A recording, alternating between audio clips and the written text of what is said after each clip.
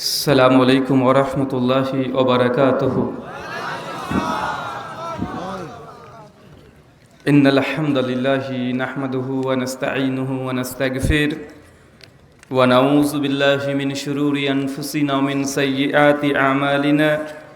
من يهده الله فلا مضل له ومن يضلل فلا هادي له وأشهد أن لا إله إلا الله وحده لا شريك له وأشهد أن محمدًا عبده ورسوله. أما بعد فإن خير الحديث كتاب الله وخير الهدي هدي محمد صلى الله عليه وسلم وشر الأمور محدثاتها وكل محدثة بدعة وكل بدعة ضلالة وكل ضلالة في النار. সমস্ত প্রশংসা সেই মহান সত্তা আল্লাহ সুবহানাহু ওয়া তাআলার জন্য, যিনি আমাদের সৃষ্টি করেছেন। শুধু সৃষ্টি করেননি, এই পৃথিবীতে সহস্র কোটি মাখলুকাত সৃষ্টি করার পরেও যিনি আমাদের এই মানব জাতিকে সর্বশ্রেষ্ঠ জাতি, সর্বশ্রেষ্ঠ মাখলুকাত এবং সর্বশ্রেষ্ঠ নবী মুহাম্মদে আরবি সাল্লাল্লাহু আলাইহি ওয়াসাল্লামের উম্মত হিসেবে প্রেরণ করেছেন, সেই মহান সত্তা আল্লাহ সুবহানাহু ওয়া তাআলার সংক্ষিপ্ত শুকরে সুজুদ আদায় করি। তার নিজেরই সে কোনো ভাষা দিয়ে সকলে এক বাক্যে পড়ি আলহামদুলিল্লাহ। দারিয়া দারুস সুন্নাহ হাফিজিয়া মাদ্রাসা, হাফিজিয়া ও কওমি মাদ্রাসার উদ্যোগে এবং পরিচালনায় আজ ৩৬তম ইসলামী আলোচনা সভা। আজকের এই আলোচনা সভাটিকে সফল করার জন্য যারা সার্বিক দিক দিয়ে সাহায্য এবং সহযোগিতা করেছেন, তাদের প্রত্যেকের নাম স্বতন্ত্রভাবে নিয়ে শুকরিয়া আদায় করা সম্ভব নয়। তারপরেও যারা অর্থ, শ্রম, অক্লান্ত পরিশ্রম, দোয়া এবং পরামর্শ দিয়ে আজকের এই আলোচনার সভাটিকে সফল করার জন্য প্রয়াস করেছেন, আল্লাহ সুবহানাহু ওয়া তাআলা তুমি তাদের প্রত্যেকের নেক নিয়াত এবং নেক আমলগুলোকে কবুল করে নাও। সকলে পড়ি আমিন।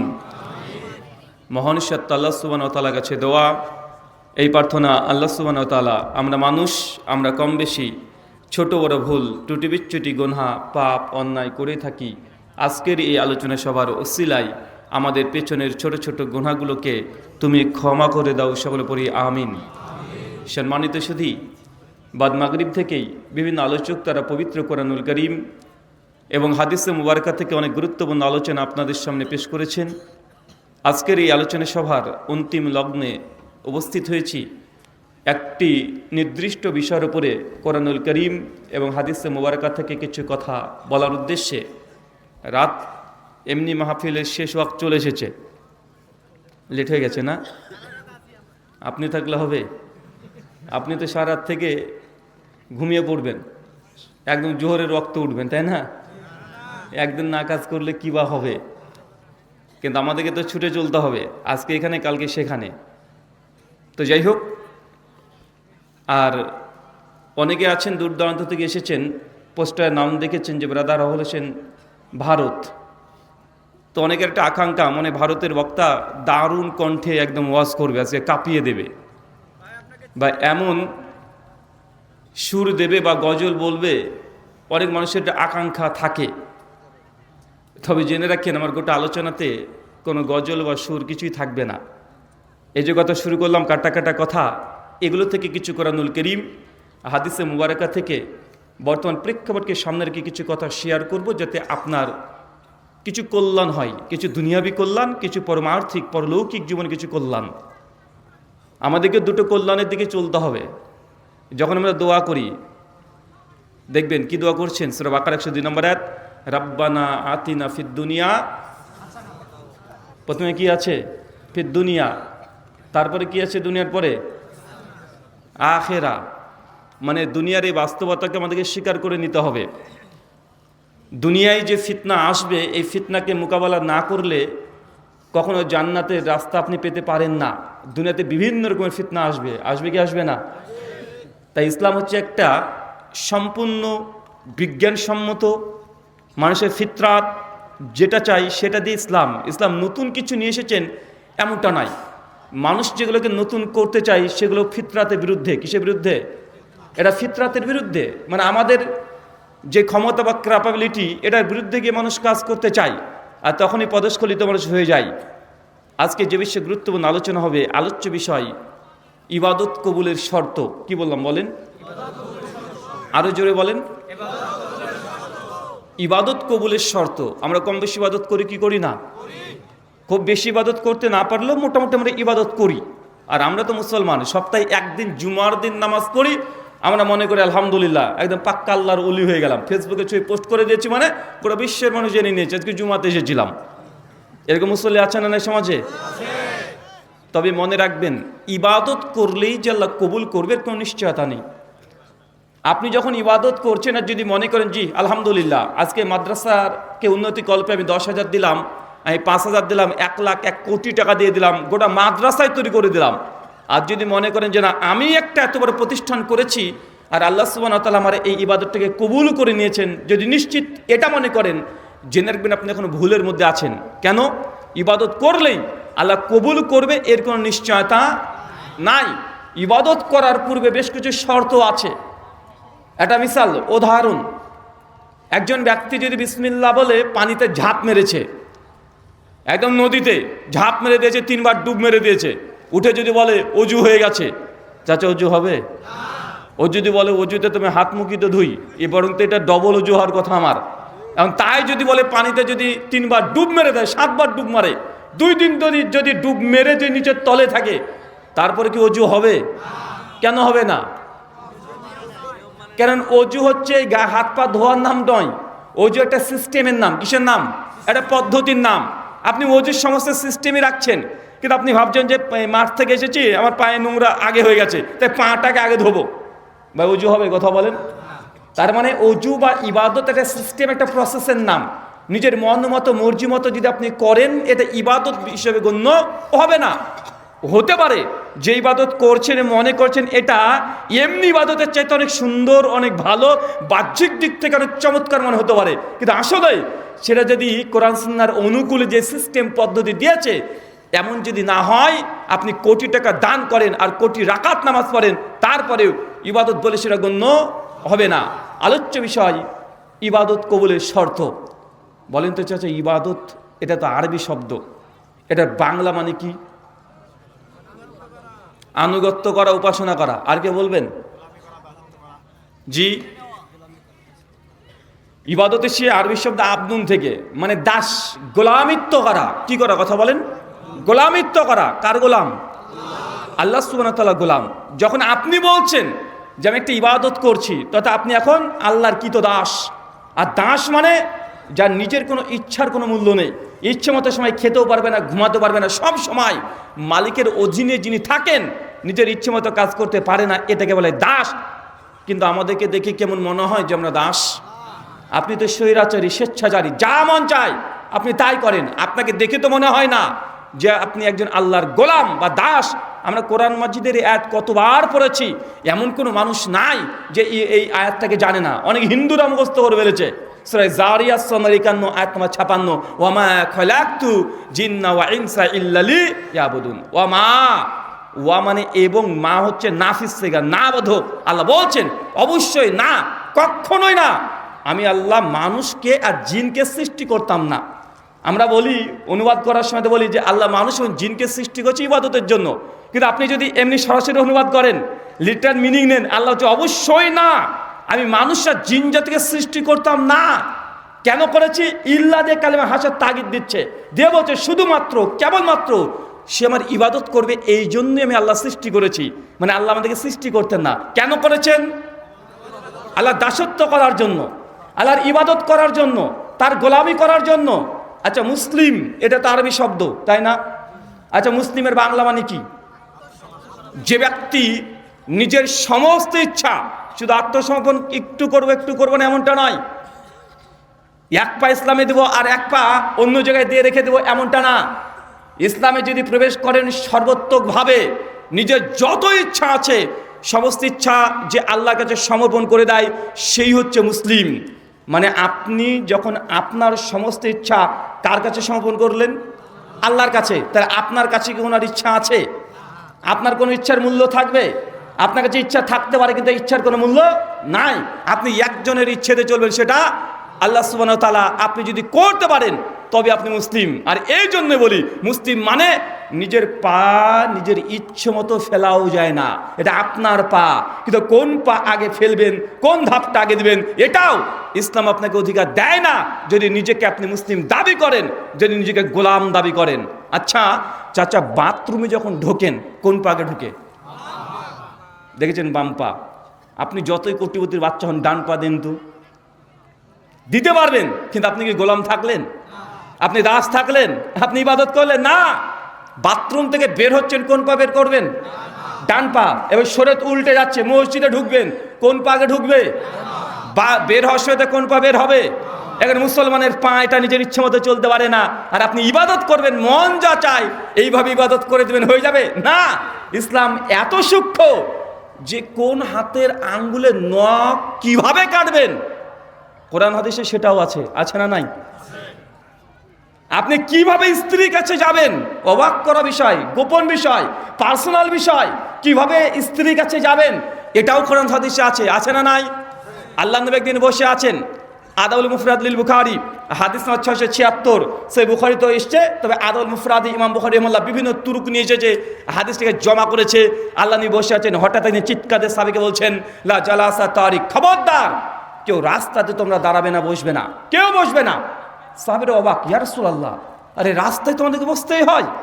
আরে আমাদের বেচা কেনা, লেনদেন, আদান প্রদান, দোকান সব কিছু রাস্তায়। রাস্তায় যদি বসা হারাম হয়ে যায়, এটা তোমাদের যদি কঠিন হয়ে যাবে। আল্লাহ নবী বলছেন, রাস্তায় যদি বসতেই চাও, রাস্তার হক রক্ষা করো। রাস্তার হক আপনি কল্পনা করতে পারছেন? বাবার প্রতি ছেলের হক আছে, আমরা আলোচনায় অনেক শুনেছি। স্বামীর প্রতি স্ত্রীর হক আছে, স্ত্রীর প্রতি স্বামীর হক আছে, একাধিক আলোচনা শুনেছেন। আপনার প্রতি প্রতিবেশীর একটা হক আছে, আত্মীয় স্বজনের হক আছে, জানেন। কিন্তু রাস্তা তো জড় পদার্থ, ইট ঢেল পাথর দিয়ে তৈরি, এর আবার হক কি? এ আবার কি চায় আমার কাছ থেকে? কি চায় রাস্তা? আল্লাহ নবী তখন বলছেন যে রাস্তার অনেকগুলো হক, কমপক্ষে 20খানা হকের কথা সহিহ বুখারী এবং মুসলিম, আবু দাউদ, তিরমিজি, ইবনে মাজাহ, নাসাঈ বিভিন্ন সূত্রে আসছে। ইমাম নওয়ী রাহিমাহুল্লাহ রিয়াদুস সালিহিন ওই সবগুলোকে জমা করেছেন, একদম এক কাঠা করে আল্লাহ নবীর পক্ষ দিয়ে হাদিস বর্ণনা করে বলছে, আল্লাহ নবী বলছে, রাস্তায় যদি বসতে চাও, রাস্তার হক রক্ষা করো। রাস্তার হক কি? রাস্তাতে যদি কোনো ক্ষতিকর কোনো পদার্থ পড়ে থাকে, ওটা পরিষ্কার পরিচ্ছন্ন রাখতে হবে। কথা বুঝতে পারলেন না মনে হয়? আপনাদের এলাকাতে যে রাস্তা আছে, এই রাস্তা যদি উঁচু নিচু থাকে, উঁচু নিচু আছে, একজন মুসলমান যদি নিজেকে আপনি দাবি করেন সরকার কবে রাস্তা ঠিক করে দিবে, মুসলমান এই অপেক্ষায় বসে থাকবে না।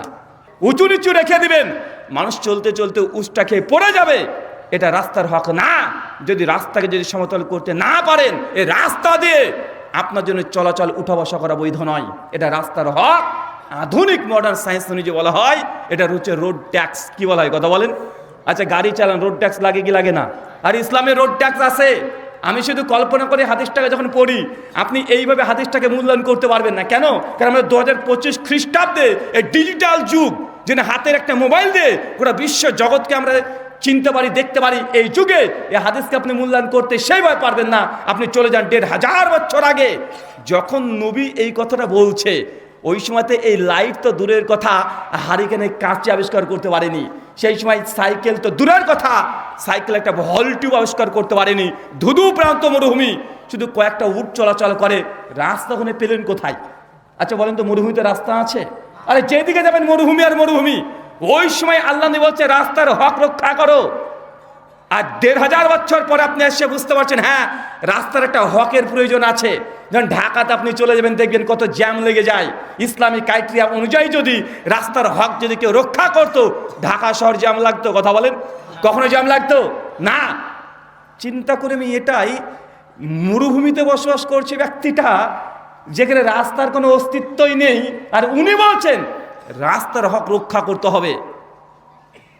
এলাকাতে যদি ঝড় বৃষ্টি হয়, এলাকার তরুণ যুবকদের দায়িত্ব, যদি এলাকাতে যদি একটা গাছ ভেঙে রাস্তায় পড়ে যায়, রাতারাতি গাছটাকে কেটে পরিষ্কার করে রাস্তাকে পরিষ্কার পরিচ্ছন্ন রাখতে হবে। এটা রাস্তার হক। কিসের হক কথা বলেন?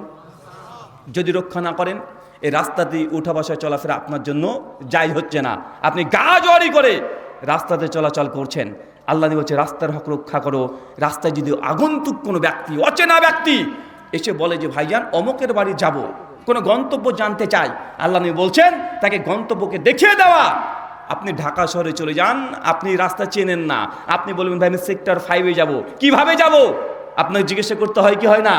আপনি একটা সাধারণ তরুণ যুবককে জিজ্ঞাসা করবেন যে ভাইজান অমুকের বাড়ি যাবো কোন দিক দিয়ে, কিছু বদ চিটিং বাদ ছেলে আছে, ওরা যদি ডান দিকে হয় বাম দিকে দেখিয়ে দেয়, আছে না নাই কথা বলেন? আছে। কিন্তু আল্লাহ নবী 1500 বছর আগে বলছে রাস্তায় বসতে হলে রাস্তার হক রক্ষা করতে হবে। কারণ বোঝা যদি রাস্তায় ভারী হয়ে যায়, নবী বলছে বোঝাটাকে হালকা করে দাও। কিভাবে হালকা করবেন?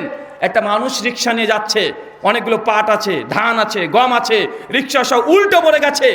আপনি ভদ্রলোক মানুষ, আপনি যদি পাশ কেটে চলে যান, আপনি রাস্তার হক রক্ষা করেননি, আপনাকে নেমে ওর ভ্যানটাকে, রিক্সাটাকে আবার ঠিকভাবে তুলে দিতে হবে। কোনো মানুষ যদি বোঝা পড়ে যায় তার বোঝাটাকে তুলে দিতে হবে। এটা রাস্তার হক যদি রক্ষা না করেন আপনার জন্য রাস্তাতে চলাচল বৈধ নয়। ইসলাম কত সুন্দর দেখেছেন। মানুষ যারা চিন্তা করতে পারেনি 1500 বছর আগে, ওই কথা হলো আল্লাহ নবী হাদিসে মুবারাকার মধ্যে তিনি চিত্র দেখে তিনি বলে দিচ্ছেন ঢাকা শহরে যদি প্রত্যেকটা রাস্তার হক যদি পূরণ করা হয়, ঢাকা শহরে লাখ কোটি মানুষ যদি জামাত হয়, তারপরেও রাস্তার মধ্যে কোনো জ্যাম লাগবে না। লাগবে কথা বলেন না? কিন্তু বর্তমান প্রেক্ষাপটে দেখা যাচ্ছে যে না, আমরা নিজেরাই এই হাদিসগুলোর প্রতি আমল করি না। আমরা করি না কি কথা বলেন? আমরা করি না। শুধু তো রাস্তার কথা আপনাকে বলছি। মুসলমান যখন নিজেকে দাবি করবেন তার মানে কি আপনি একজন গোলাম। যদি পায়খানা চাপাই পায়খানা, যদি হিসু চাপাই মানে প্রস্রাব চাপাই, তবুও নিজের ইচ্ছা মতো আপনি হিসু করতে পারবেন না, পায়খানা করতে পারবেন না। এখানেও নিয়ম আছে, আছে না নাই? আপনার প্রস্রাব চাপিয়েছে, একদম দাঁড়িয়ে রাস্তাতে একদম দিয়ে দিলেন, হয়ে যাবে? আপনি মুসলমান, আপনি পারবেন না। যদি দাঁড়িয়ে থাকেন, স্বাভাবিক পরিস্থিতি দাঁড়িয়ে প্রস্রাব করা পারবেন না। কি করতে হবে? বসতে হবে আপনাকে। সুন্দর একটা 5 কোটি টাকা দামের একটা 5 স্টার হোটেলে ঢুকেছেন, যান, কোনো সমস্যা নেই, খাওয়া দাওয়া করেন, কোনো সমস্যা নেই। আল্লাহ যদি আপনাকে সামর্থ্য দেয়, আপনি যে জাকাতের টাকা পরিশোধ করে দেন, আপনার টাকা হালাল, সমস্যা নেই। 5 স্টার হোটেলে গিয়ে খাবেন, না যায় হারাম না, খান। কিন্তু আপনি বাথরুমে গিয়েছেন, গিয়ে দেখছেন যে বাথরুমটা কিবলার দিকে মুখ করে প্যান্টাত বসানো আছে। বলেন তো এই বাথরুমে এখন প্রস্রাব পায়খানা করতে পারবেন না? দেখেন, প্রস্রাব করবেন, পায়খানা করবেন, তাও নিয়ম নীতি আছে। ইচ্ছে মতো আপনি প্রস্রাব পায়খানা করে দিবেন, এটা হবে না। আচ্ছা, বাথরুমে ঢুকেছেন, এমনি বাইরে যখন আমাদের হাঁচি আসে, চাচা আমরা কি বলি? আলহামদুলিল্লাহ। বাথরুমে বসেছেন, হাঁচি চলে এসেছে, কি করবেন? বলতে পারবেন না? আপনি বলছেন বাথরুমে বসে আছে, আমি অনেক বড় আল্লাহর ওলি, আমি কোরআন মাজিদকে জিকির তাসবিহ তাহলিল করতে শুরু করেছেন, করতে পারবেন? কথা বলেন। একজন ব্যক্তি রাস্তাতে ধরে প্রস্রাব ফিরছে, রাস্তার উপরে বসে বসে প্রস্রাব ফিরছে, আপনি যাচ্ছেন, আপনি তাকে সালাম দিতে পারবেন? সেই সময় সালাম দিতে পারবেন না। ইবনে মাজাহ স্পষ্ট হাদিস আছে, কেউ যদি প্রস্রাব করে বা পায়খানা করে ইস্তেঞ্জাতে বসেছে, দেখা জানা বোঝার পরে তাকে আপনি সালাম দিতে পারবেন না। কেউ যদি ভুলবশত দিয়েও দেয়, তাহলে যে প্রস্রাব পায়খানা করছে তাৎক্ষণিক উত্তর দেবে না, তার পরিষ্কার পরিচ্ছন্ন হয়ে তারপরে অ্যান্সার করবে। তার মানে আপনাকে আমি এতটুকু বোঝানোর চেষ্টা করছি, ভাইজান এটা ইসলাম। যখন নিজেকে মুসলমান দাবি করছেন, তার নিজের কোনো ইচ্ছার কোনো 5 পয়সা মূল্য নেই। প্রস্রাব পায়খানা নিজের ইচ্ছে মতো করা যায় না, এটার নামই হচ্ছে ইসলাম। কিন্তু আপনি অনেক কিছু করে দেন, মন যা চায় তাই করে দেন। আর চাচা আছে অনেকে, আরে বাবু এতদিন ধরে চলছে, করলে ক্ষতি কি? ভালোই তো কাজ, খারাপ কিসের? ভাই এমন সব যুক্তি দেওয়া হয় কি হয় না? এমন যুক্তি আছে না নাই? আরে এতদিন ধরে সমাজে চলছে, তোমরা নতুন ডিজিটাল হুজুর এসেছো, ইয়াং হুজুর এসেছো, দিয়ে বলছে এটা জায়েজ না, এটা বেদাত, এটা শিরক। এই করতে করতে শরীয়তকে তোমরা ছোট করে দিচ্ছ। ভাই এমন হুজুর আছে না নাই? করে কি করে না? আহলে হাদিসকে অনেকে বলে এরা হচ্ছে নামাজ চোর, বলেন না ভাইজান? আপনাদের বাংলাদেশে একজন আসে, আমার কিউট বয়, উনি একটা আলোচনাতে বলছে যে আহলে হাদিস আছে নাপিত। কি বলেন তো? নাপিত। তো কেন নাপিত? বলছে 20 টাকার তারাবিকে 8 রাকাত করে দিয়েছে, 3 রাকাত ভিতর ছিল, করে দিয়েছে 1 রাকাত। এইভাবে কিছু মাসালাকে সামনে রেখে বলছে যে আহলে হাদিসরা এরা নফলটাকে বাদ দিয়ে দেয়, তাই এরা নামাজ চোর এবং এরা নাপিত। আমি তাকে বলেছিলাম, কিউট বয়, আহলে হাদিসরা যদি নাপিত আর যদি তারা যদি নামাজ চোর হয়, তো নামাজ তো আল্লাহর সঙ্গে জড়িত পাপ। কার সঙ্গে জড়িত পাপ? কার সঙ্গে জড়িত পাপ? কেউ যদি সুন্নাত বা নফল নামাজ না পড়ে, সে তো কাফের আর হচ্ছে না, সে ইবাদত করেনি, করেছে কম করেছে, এটা আল্লাহর সঙ্গে জড়িত পাপ। একবার যদি আমি তওবা করিনি, আল্লাহ আমাকে ক্ষমা করবেন কি করবেন না? অবশ্যই তিনি ক্ষমা করে দেবেন। কিন্তু বেটা, তোমরা যারা আমাদেরকে নামাজ চোর বলছো, তোমরা যে গরিব মিসকিনের খাবার চোর, কিভাবে বলেন তো চাচা? রমজান মাসে 30টা রোজা করে আর 20 রাকাত করে তারাবি পড়ছে, আমরা পড়ছি 8 রাকাত, তার জন্য বলছি আমরা নামাজ চোর। তো যখনই তারাবি শেষ, কি ফরজ হয়? ফিতরা। সহিহ বুখারী 503 নম্বর হাদিস, আল্লাহ নবী বলেছেন জাকাতুল ফিতরকে ফরজ করা হয়েছে 1 সা। কয়সা? কথা বলেন। 1 সা। সমাজে তারা কত দেয়? যারা 20 রাকাত পড়ে তারা কত দেয়? হাফ সা। তাহলে বোঝা গেল, আমরা দেখছি 1 সা, তোমরা দেখছি হাফ সা। তো এই যে ফিতরার যে খাদ্য বস্তুগুলো, এটা কাদের হক? গরিব মিসকিন মানুষের। আরে মিসকিন গরিবের, মিসকিনের খাদ্যকে ডাকাতি করে চুরি করে আমাকে বলছে আপনাকে নামাজ চোর। এই খাবারগুলো কার হক? বান্দার হক। বান্দার হক কেউ যদি মারে, আল্লাহ ক্ষমা করবে? তো আমরা তো আহলুল হাদিস, আমরা নামাজ নালে কম পড়েছি তাদের যুক্তি দিয়েই, তাই না? তো আমরা যদি আল্লাহ কাছে তওবা করে, আল্লাহ ক্ষমা করে দিতে পারেন। কিন্তু যারা খাবার চুরি করছে গরিব মিসকিন মানুষের, 1 সাকে হাফ সা বানিয়ে দিয়েছে, এরা বান্দার হক চুরি করেছে, বান্দার সঙ্গে বেঈমানি করেছে, তাদেরকে আগে জবাব রেডি করতে হবে। আমরা তো আল্লাহর হকের সঙ্গে আমাদের জড়িত। আল্লাহ সুবহানাহু ওয়া তাআলা বুঝার তৌফিক দান করে, আমিন। আচ্ছা, আপনাদের এলাকাতে ফিতরা দেন চাচা? আচ্ছা, কি দিয়ে ফিতরা দেন? সমাজে টাকাও দিই, আলহামদুলিল্লাহ, টাকাও দিই, চালও দিই। এখন টাকা বেশি ভালো না চাল বেশি ভালো? তো টাকাটাই বেশি ভালো, এটা তো আপনার দাবি, টাকাই বেশি ভালো। কেন বেশি ভালো? বলছি, দেখেন, আপনি যদি একটা মিসকিন মানুষকে ঈদের আগের দিন যদি সবাই যদি চাল ডাল দেন, তোর বাড়িতে তো চাল ডাল তো লোড হয়ে গেল। এখন ওই মিসকিন মানুষের দরকার মাংস কেনার, একটা জামা কেনার, তো চাল ডাল দিয়ে কি আর মাংস টাংস কেনা যায়? অতএব আপনি যদি মিসকিন মানুষটাকে টাকা দিয়ে দেন, ও যা মন চায় ও তাই কিনবে। এখন বলেন কোনটা ভালো? টাকাই ভালো, তাই না? মাশাআল্লাহ, আপনারা খুব ভালোই বুঝেছেন, আলহামদুলিল্লাহ, আপনাদেরকে ধন্যবাদ। আচ্ছা, কুরবানির সময়, কুরবানি ঈদের সময়তে এলাকাতে কুরবানি হয় কি হয় না? তো কুরবানির সময়তে গরিব মিসকিন মানুষের বাড়িতে 20 কেজি, 30 কেজি, 50 কেজি গোস্ত হয়ে যায় কি যায় না? এখন গরিব ফকির মিসকিনের বাড়িতে কি ফ্রিজ আছে? কথা বলেন, আছে?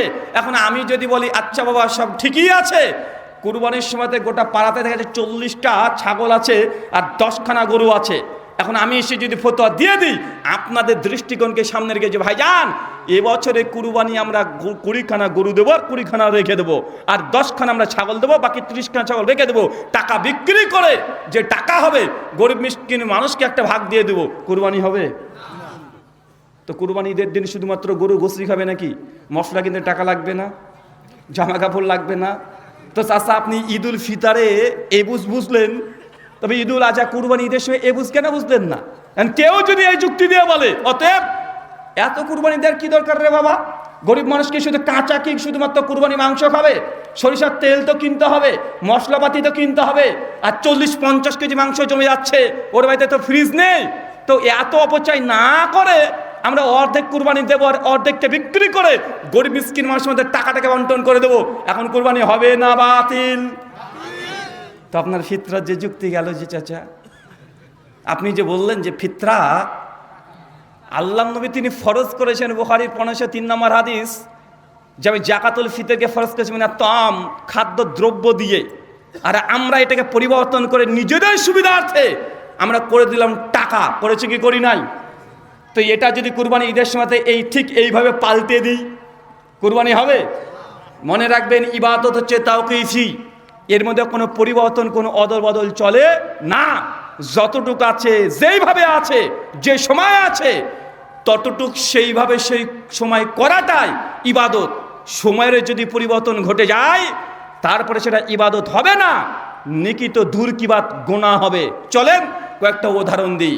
5:58 ইফতারের সময় আমি অনেক বড় আল্লাহর ওলি, আমি এসে বলছি আমি কি পেটুক মানুষ নাকি? আজকে 5:58 6টার দিকে ইফতার করবো না, আর 2 ঘন্টা আমি সিয়াম রাখবো, না খেয়ে রাত্রি 8টার দিকে ইফতার করবো। চাচা, আমার রোজা হবে? কি হবে চাচা? আমি যে 2 ঘন্টা অতিরিক্ত থেকেছি, যে এটা ভালো কাজ না খারাপ কাজ? ভালো কাজ না খারাপ কাজ? আরে বাহ্যিক দিক থেকে ভালোই মনে হচ্ছে, কিন্তু যেহেতু শরীয়ত আমাকে পারমিশন দেয় নাই, তা আপনি যদি 2-3 ঘন্টা এক্সট্রা যদি করেন তারপরে ভালো জিনিসটা হলো না। কেন? মা আতাকুম রুসুলু ফাকুজুহু ওয়া মা নাহাকুম আনহু ফান্তাহু। আমার নবী তোমাকে যতটুকু দিয়েছে অতটুকুই গ্রহণ করা, যা দেয় নাই যতই ভালো হোক সেটাকে গ্রহণ করা যাবে না। সূরা হাশর 59 আয়াত 7-এর মিডিল অংশ। এতটুকু যদি বুঝে নেন তাহলে সমাজের মধ্যে এই ইবাদত নিয়ে যত দ্বন্দ্ব মারামারি সবগুলো অটোমেটিক আপনি বুঝে নেবেন। ইসলাম মানার আগে কিছু অসুল মাথার মধ্যে ঢুকিয়ে রাখেন। চাচা বলেন তো, আপনি যে ফিতরা দেন, কেন ফিতরা দেন? জি, ফিতরা কেন দেন? ফিতরাদের হাকিকাত, এর উদ্দেশ্য কি? মানুষ মনে করে যে রোজায় আমরা যে ফিতরাটা দিচ্ছি এটা গরিব মানুষের সহযোগিতা, আমরা গরিব মানুষকে সহযোগিতা করলাম, হেল্প করলাম। মানুষের মাথায় এটা ঢুকে আছে। অবশ্যই এটা একটা উদ্দেশ্য, তবে মুখ্য উদ্দেশ্য এটা নয়। সুনান আবু দাউদ 1615 নম্বর হাদিস এবং 31 নম্বর হাদিস, আল্লাহ নবী বলছেন যে তোমাদের উপরে জাকাতুল ফিতরকে আমি ফরজ করলাম এই জন্য যে তোমরা একটা মাস রোজা তথা সিয়াম রেখেছো। এই নামাজ, এই রোজার মধ্যে যদি কোনো ত্রুটি বিচ্যুটি হয়ে যায় তাহলে এই যে ফিতরা, এই ফিতরা দেওয়ার মাধ্যমে ওই রোজার ত্রুটিগুলোকে পূর্ণতা দান করবে। মানে এটা কাফরা হয়ে যাবে।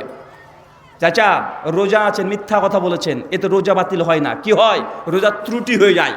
ভাই রোজা আছো, গার্লফ্রেন্ডের সঙ্গে মেসেজে চ্যাট করে ফেলেছো, হারাম করেছো, এর জন্য গোটা রোজা বাতিল হয়ে যায় না। কি হয়? রোজার মধ্যে ত্রুটি প্রবেশ করে। তো রোজা করতে করতে অনেকগুলো আমরা গুনাহ করে ফেলি। চোখের জেনা হয়ে যায়, হাতের জেনা হয়ে যায়, মিথ্যা কথা অনেক ক্ষেত্রে বলে দেন, অথবা আব্বা মার সঙ্গে উঁচু গলায় কথা বলে দেন, মানুষের সঙ্গে বাজে বিহেভ করেন, আছে না নাই কথা বলেন? তো এই কাজের জন্য আপনার গোটা রোজাটা আল্লাহ বাতিল করে না। আল্লাহ রহমান, তিনি অসীম করুণাময়, পরম দয়ালু। আল্লাহ গোটা রোজাকে বাতিল না করে রোজার মধ্যে কিছু ত্রুটি দেখা দেয়।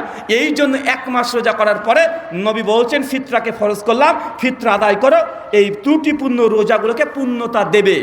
এখন বলেন তো, আপনি রোজার ফিতরার উদ্দেশ্য হচ্ছে আপনার রোজাকে পূর্ণতা দান করা, গরিব মিসকিন মানুষকে যে আপনি হেল্প করবেন, এটা মুখ্য উদ্দেশ্য নয়। এটার জন্য দান আছে, নরমাল সাদকা আছে, এর জন্য যাকাত আছে। কথা কি বুঝতে পারছেন? এখন আপনি কি কনফার্ম যে আপনার রোজা 100 পেয়ে গেছেন আপনি? জি। আচ্ছা, যখন রোজা আছেন সেই সময় কি থেকে দূরে থাকেন? খাবার থেকে না টাকা থেকে? খাবার থেকে দূরে থাকেন। তো রোজার যদি কাফরা হয় কি দিয়ে দিতে হবে? যুক্তি কি বলে আপনাকে? আচ্ছা, একজন মানুষ যখন ফিদিয়া দেয়, একটা বার্ধক্য মানুষ 70-80 বছর হয়ে গেছে, সে রোজা করতে পারছে না, আগামী বছর পারবে এরকম কোনো সন্দেহ আছে, এখন এই ব্যক্তি রোজা করবে না ফিদিয়া দেবে? সূরা বাকারা 187 নম্বর আছে ফিদিয়া দিবে। তো ফিদিয়া কি দিয়ে দিতে হয়? কোরআন কি বলছে? ফিদিয়া তো খাবারের কথা বলছে। তো রোজার কাফারা হচ্ছে এই ফিতরা। তো ফিতরা কি দিয়ে দেবেন? আরো জোরে বলেন, কি দিয়ে দেবেন? যতগুলো যুক্তি দেওয়া হয় এই যুক্তিগুলো আসলে যুক্তিই না। কোরআন হাদিস স্পষ্ট যেখানে দলিল আছে সেই যুক্তি এখানে কখনো গ্রহণযোগ্য হতে পারে না। তারপরে যে যুক্তিগুলো দেয় সেই যুক্তিগুলোকে আমি এগুলোকে বাতিল হিসাবে ঘোষণা করলাম, আমিও যুক্তি দিয়ে, কিন্তু যুক্তি মূলত দলিল না। অনেকে বলবে হুজুর দেখেন, এই যে আমরা ফিতরা যে দিচ্ছি, এতগুলো খাবার দিলে গরিব মিসকিন মানুষ নিতে আসে না। চাঁদ যখনই উঠবে গরিব মিসকিনের মানুষের বাড়িতে গিয়ে ফিতরা পৌঁছে দিবেন। ও ভিখারি বলে আপনি যে তাকে বাড়িতে আসতে বলেন এমনটা নয়, এটা আপনার দায়িত্ব, এটা আপনার ইবাদত। আপনার রোজাকে ঠিক করার জন্য গরিব মিসকিন দেখে দেখে তার বাড়িতে পৌঁছে দিতে হবে। এখন গরিব মিসকিন মানুষের বাড়িতে পৌঁছে দেন তো কোন গরিব মিসকিন মানুষ আছে যে আপনার চাল ডাল নিবে না? একজনকে দেখান, দেখাতে পারবেন না। কারণ লকডাউনের সময় কত মানুষ চাল ডাল দিয়েছেন, তখন তার টাকা দেননি, দিয়েছেন নাকি? আপনি বলছেন এত চাল ডাল দিলে কি করব? তো গরিব মিসকিন মানুষকে লকডাউনে কি দিয়েছেন? কি দিতেন কথা বলেন? চাল ডাল এগুলো তো দিয়েছেন, তখন তো তাকে আর টাকা পয়সা দেন নাই। তা আপনি যত যুক্তি ব্যবহার করেন না কেন, ইসলাম এই যুক্তিগুলোকে গ্রহণ করে না। আর যুক্তিরও পাল্টা যুক্তি আছে না নাই? আছে। কিন্তু ইবাদত এটা তাওকিফি, এটার কোনো পরিবর্তন চলে না। যদি ওই যুক্তি হয় তাহলে কুরবানির টাকা দিয়েও কুরবানি করা যায় হয়ে যাবে। নাউজুবিল্লাহ মিন জালিক। আলোচ্য বিষয় ইবাদত কবুলের শর্ত। আমরা বুঝলাম ইবাদত মানে আল্লাহর দাসত্ব করা, গোলামি করা। শাইখুল ইসলাম ইবনে তাইমিয়া রাহিমাহুল্লাহ বলছেন মিনাজুস সুন্নাহ নববিয়্যা 2য় খণ্ডের 28 নম্বর পৃষ্ঠাতে যে ইবাদতের 2টা রূপ। কয়টা রূপ চাচা? কয়টা রূপ? দুইটা রূপ। এক, আল্লাহকে খুশি করার জন্য আল্লাহ যা আদেশ করেছে এইগুলোকে গ্রহণ করে নেওয়া, এটার নাম ইবাদত। উদাহরণ, আকিমিস সালাহ, তোমরা নামাজ পড়ো। কেউ যদি নামাজ পড়ে ইবাদত কি ইবাদত না? ওয়াতুজ যাকাত, তোমরা যাকাত দাও। এখন কেউ যদি যাকাত দেয় ইবাদত কি ইবাদত না? কেউ যদি হজ করে ইবাদত কি ইবাদত না? ইবাদত। কিন্তু একইভাবে আল্লাহ যা নিষেধ করেছে, নিষেধ থেকে দূরে থাকার নামও ইবাদত। এটা কিন্তু খুব কঠিন। নিষেধ থেকে দূরে থাকা এটা ইবাদত। আপনি যেমন যাকাত দিচ্ছেন এটা ইবাদত। আপনি সুদ খাবেন না, এটা কি? এটাও ইবাদত। আপনি জানেন আপনার এলাকাতে সবাই সুদ খায়, আপনি খুব গরিব মানুষ, আপনার কাছে টাকা নাই যে একটা দোকান দেবেন, কিন্তু আপনি এটাও জানেন বউটাকে নিয়ে যদি ব্যাংকে চলে যান, ব্যাংক আপনাকে 10-20 হাজার টাকা লোন দেবে। দেওয়া হয় কি হয় না? কথা বলেন। আপনি জানেন যে ব্যাংকে যদি আমার বউ আর মেয়েকে নিয়ে চলে যায় 20,000 টাকা লোন পাবো, একটা দোকান করতে পারবো। এখন জানাবো যার পরেও আপনি বলছেন ইন্নী আখাফুল্লাহ, নিশ্চয়ই আমি আমার রব আল্লাহকে ভয় করি। আমার নবী বলেছে কেউ যদি জেনে বুঝে 1 টাকা সুদ খায়, মায়ের সঙ্গে জেনা করলে যে পাপ, আপনি একাই সেই সমপরিমাণ পাপ করছেন। আল্লাহ, এই জেনার মতো পাপ আমি করতে চাই না। আমি সুদে অর্থনীতি নিয়ে আমি ইনকাম করতে চাই না। শেখ আব্দুর রাজ্জাক বিন ইউসুফের সেই বক্তব্য আপনার কানে বেজে উঠেছে। কাপুরুষের বাচ্চা কাপুরুষ, তোমাকে কে পণ নিয়ে বিয়ে করতে বলেছে? তোমার যদি টাকা পয়সা না থাকে, তুমি দিনাজপুর শহরে স্টেশনে গিয়ে তুমি কলা বিক্রি করে খাও, চকলেট বিক্রি করে খাও, তোমাকে বড় ব্যবসায়িক হতে হবে। কেউ বলেছে তুমি চকলেট বিক্রি করে খাও? এই বক্তব্য কানে বেজে উঠেছে। আপনি ওই ব্যাংকে সুদযুক্ত অর্থনীতি না নিয়ে আপনি বাড়িতে চলে এসে চকলেট বিক্রি করে খাচ্ছেন। এখন বলেন এটা ইবাদত কি ইবাদত নয়? কিন্তু মানুষ এটাকে বুঝে না। মানুষ মনে করে নামাজ, রোজা, হজ, যাকাত, সুদ এগুলো ইবাদত। কিন্তু আল্লাহ যেগুলোকে নিষেধ করেছে এই নিষেধ থেকে দূরে থাকা এটাও যে ইবাদত, অনেকে বুঝতে চান না। আচ্ছা, গোটা জান্নাতে যখন নবী আদমকে আল্লাহ বললেন গোটা জান্নাত তোমার, যাও, যা মন চায় খাও, পান করো, যা ইচ্ছা তাই করো, তবে গাছের কাছে যেও না। নিষেধ কয়টা? জায়েজ কয়টা? গোটা জান্নাতে যা আছে সব জায়েজ। আল্লাহ হারাম করেছে কি? মাত্র একটা। নবী আদম সাল্লাম কি করেছিলেন? তিনি ওইখানে গিয়েছিলেন। তার মানে বোঝা যাচ্ছে যে আদম সন্তান, আমাদেরকে যেইটা নিষেধ করবে আমরা সেইটাই করব। আর এই নিষেধ থেকে বেঁচে থাকা এটা খুব টাফ বিষয়। নামাজ পড়া যত কঠিন, এর চাইতে একজন বিড়ি করে বিড়ি ছেড়ে দেবে আজকে, এটা তার চাইতে অনেক বেশি কঠিন। এখনই যদি বলা হয় যে আমরা নামাজ পড়বো জামাত করে, এখন যদি বলা হয়, চলো হুজুর যখন বলছে পড়িনি কি আর হবে, কিন্তু এখনই যদি বলা হয় যে ভাই তুই ভাত টাত খাবি, এখন পেট ভরে ভাত খাওয়িয়ে দেবেন, দিয়ে বলবেন তোকে বিড়ি দেবো না, দেখুন ও পাগলা কুত্তার মতো ঘুরে বেড়াবে, কোথায় বিড়ি পাই বিড়ি পাই। আছে না নাই? কথা বলেন। মানে ইবাদত যেটা আল্লাহ জায়েজ করেছেন এটা যত সহজ, আল্লাহ যেগুলোকে হারাম করেছে হারাম থেকে বেঁচে থাকা তার চাইতে অনেক বড় কঠিন। কঠিন কি কঠিন না? এই জন্য অনেক চাচাকে দেখবেন, চাচা 60 বছর বয়স হয়ে গেছে, চাচা আপনাকে দেখা যায় আপনি এখনো জর্দা পান খান। আছে না নাই? এখনো হাকিমপুরি জর্দা দিয়ে পান খায়। চাচা এখন এটাকে পরিত্যাগ করতে পারে নাই। তার মানে বুঝতে হবে চাচার কাছে ফজরের সময় উঠে মসজিদে আগে গিয়ে জামাতে নামাজ পড়া কঠিন কাজ নয়। চাচার কাছে এই হারাম জিনিসটা, জর্দাকে ত্যাগ করে দেওয়া, এটা চাচার কাছে অনেক কঠিন কাজ। কঠিন কি কঠিন নয়? অনেকে আবার বলে দেখেন হুজুর আপনারা এগুলো নিয়ে বেশি বাড়াবাড়ি সীমা লঙ্ঘন করেন। অনেক হুজুর আবার এক ধাপ এগিয়ে বলে যে এই তোমরা আহলুল হাদিস যারা আছে তোমরা বিড়ি সিগারেট জর্দাকে হারাম বলো, দলিল কোথায়? বিড়ি যে হারাম এই কোরআন মাজিদে কোন আয়াত আছে? চ্যালেঞ্জ করলাম, বিড়ি যে হারাম কোরআনের মধ্যে কোনো আয়াত নাই। জর্দা যে হারাম কোরআন মাজিদে জর্দার নামও নাই। এরকম করে অনেক হুজুর ফতোয়া দেয় কি দেয় না? আচ্ছা বলেন তো এই হুজুরগুলো বিড়িকে হারাম বলতে কেন চায় না? কারণ হুজুর নিজেই মাতাল, হুজুর নিজেই জর্দায় আসক্ত আছে। হুজুরের জর্দা ছাড়া 2টা ঘন্টা তার চলে না। আরে ও জুমার খুতবা দেওয়ার আগেও সে জর্দা খায়, একদম মসজিদের ধাপিতে বসে বসে ও গুল ঘষছে। আসে না নাই? কথা বলেন। তো এই হুজুর কি এই জিনিসগুলোকে হারাম বলবে? হুজুর যদি একবারে বলে যে বিড়ি খাওয়া হারাম, মুসল্লি তো কম না, মুসল্লির সঙ্গে সে হুজুরের কলারটাকে ধরবে, হুজুর আপনি যে বললেন বিড়ি খাওয়া হারাম, কিন্তু আপনি যে জর্দা দিয়ে পান খাচ্ছেন, আমি তো বিড়িকে মশলা এটা আগুন জ্বালিয়ে আমি টান মেরে আমি বাইরে বের করে দিই, উড়িয়ে দিই, কিন্তু আপনি যে রস চিবিয়ে চিবিয়ে খান, তো আমি যদি হারামি হই আপনার 14 গোষ্ঠী হারামি। বলবে কি বলবে না? কথা বলেন। এর জন্য অনেক হুজুর আছে বিড়ি সিগারেট জর্দা হারাম বলতে চায় না। কি বলে জানেন? মুকরু, মানে ঠিক করে বলবেও না, মানে শব্দ মাকরু, মাকরু বলতে চায় না, মুকরু। চাচা মাকরু মানে কি জানেন? মাকরু মানে খারাপ। তো হুজুর কি খায়? হুজুর খারাপ খায়। মানে আরবিতে একটা কোনো শব্দ বলে দিলে আপনি ভাবছেন হারাম, যেহেতু বলেনি, মুকরু মাকরু বলেছে, ভালো কিছুই হবে যেহেতু আরবিতে বলেছে। কেন বাঙালির তো আরবির মধ্যে একটা দুর্বলতা আছে। আপনার যদি কাউকে গালিগালাজ কিস্তি করতে মন চায়, কম্পিউটার দোকানে চলে যাবেন, 1 পৃষ্ঠা গালিগালাজ লিখে নেবেন, লিখে নিয়ে ওই ব্যাটার যার সঙ্গে আপনার ঝামেলা আছে তাকে হাতে দিয়ে দিবেন, ও আবার ধরবে, এখন দিলি কেন, এখন আমার উঁচু করা নেই, ওটা বলে সে ভাঁজ করে চুমু দিয়ে বুক পকেটে রেখে দিবে, কিন্তু ওকে গালি দেওয়া আছে ওর মধ্যে, কি আছে কথা বলেন? মানে ও আরবি পেলেই মনে করে কি না কি। আর একটু যদি ব্যাকাটারা আরবি পায়, ও ভাববে যে বরকতের কোনো দোয়া লেখা আছে দোকানের সামনে ঝুলিয়ে, ও ভাবছে আজকে কাস্টমার অনেকগুলো বেশি আসবে। আছে না নাই কথা বলেন?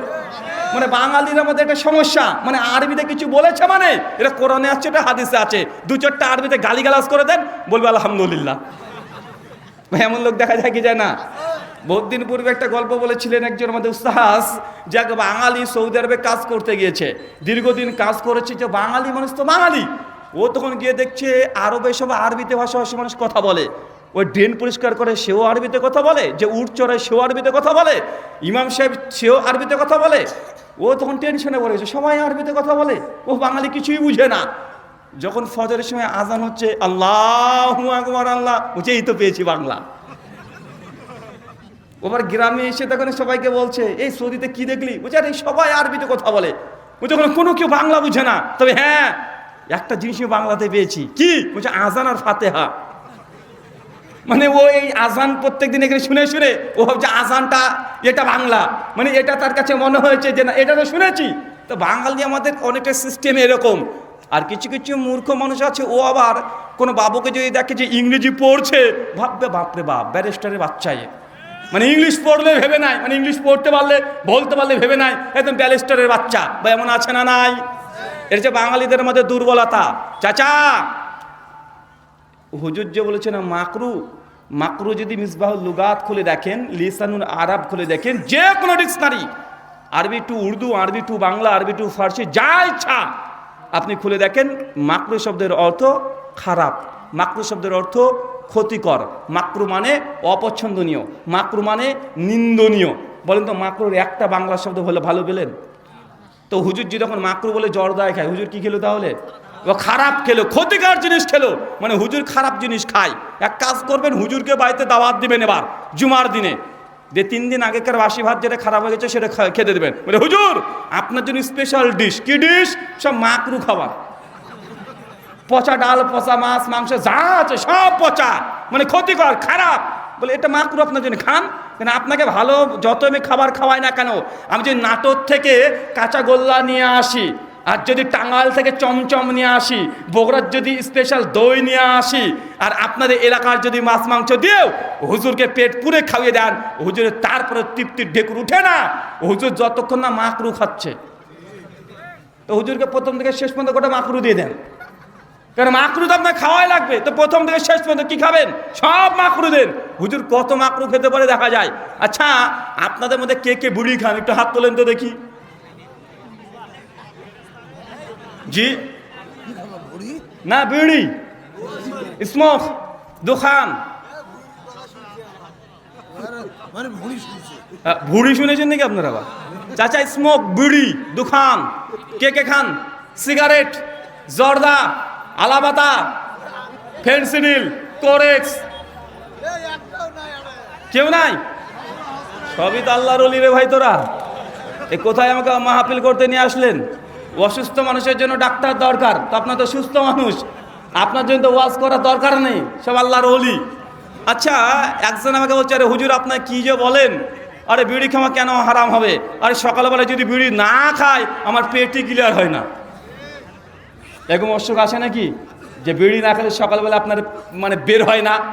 মানে আপনার সিস্টেম দেখেছেন সম্পূর্ণ উল্টো হয়ে গেছে, যতক্ষণ নাপাক না খাচ্ছেন নাপাক বের হয় না, মানে এরকমও কিছু মানুষ আছে। আচ্ছা কোরআন হাদিসের তো অনেক দলিল আপনারা শুনেছেন, বিড়ি খাওয়া হারাম, বিড়ি সিগারেট যত সব, কুল্লু মুস্কির খামরুন, কুল্লু খামরুন হারামুন, যার খেলে নেশা হয় সেটা হারাম। সেটা কি কথা বলেন? যা খেলে আপনার নেশা হবে সেটা হারাম, যার বেশি খেলে নেশা হয় তার কমটাও হারাম। যে হারাম বস্তু আল্লাহ হারাম করেছে খাওয়ার, তার ব্যবসাও হারাম। এ হাজগুলো কি বারবার শুনেন না আপনারা? কতবার শুনেছেন? আমরা কত রকম ভাবে কে আরবি বলে বলেছে, আরবি বুঝতে পারবেন না, বাংলা করে বলে দিয়েছে, আপনার বিশ্বাস হয় না, আপনাকে হাদিসের পৃষ্ঠা নাম্বার বলে দিয়েছে, হাদিস নাম্বার বলে দিয়েছে, বলেন তো আর কি বলতে হবে আপনাকে? আপনাকে বোঝানোর জন্য এত কষ্ট করে আলেম ওলামারা বলে বেড়াচ্ছে, এমনকি আপনাকে হাদিস নাম্বার বলে, হাদিস সহি না সহি, কেন সহি কেন সহি সব বলে দিচ্ছে। তারপরে এলাকাতে বিড়ি সিগারেট জর্দা দোকান আছে না নাই?